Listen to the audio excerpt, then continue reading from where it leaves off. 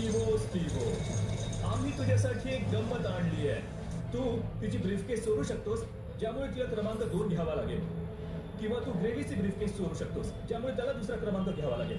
किंवा तूच क्रमांक 2 निवडू शकतोस. सर्व काही तुझ्या हातात आहे. तुला हवे तितके प्रश्न विचार, कारण हे $1,000,000 पडायला लागले आहेत. मला माहित होतं ऑड्रेच्या मनातला ओळखणं कठीणच आहे. हो, ही दगडासारखी खरंच? मुलगी आहे.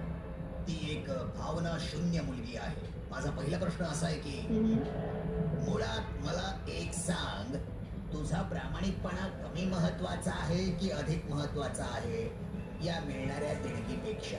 माझ्यासाठी दोन्ही सारखंच महत्वाचं आहे. हो, खूपच स्ट्रॉंग उत्तर होतं. ओके, ठीक आहे.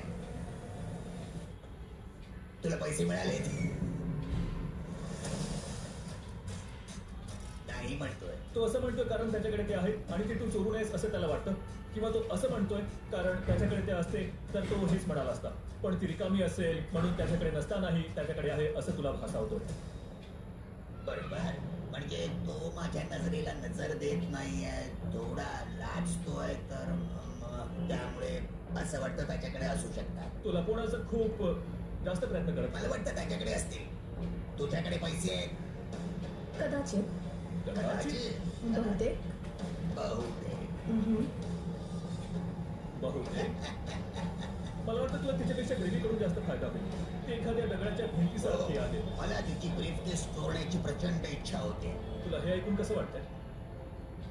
एक्साइटेड. जेव्हा तू ही ब्रीफकेस उघडून बघितलीस तेव्हा त्या ब्रीफकेसच्या आत $1,000,000 आहेत की नाही हे सांगणारा एक कागदाचा तुकडा होता का? जेव्हा मी ब्रीफकेस उघडून पाहिली तेव्हा मला एक ससा दिसला.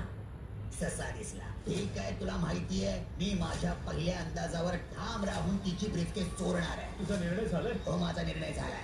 ओके, त्याचा अर्थ ती तुझी झाली.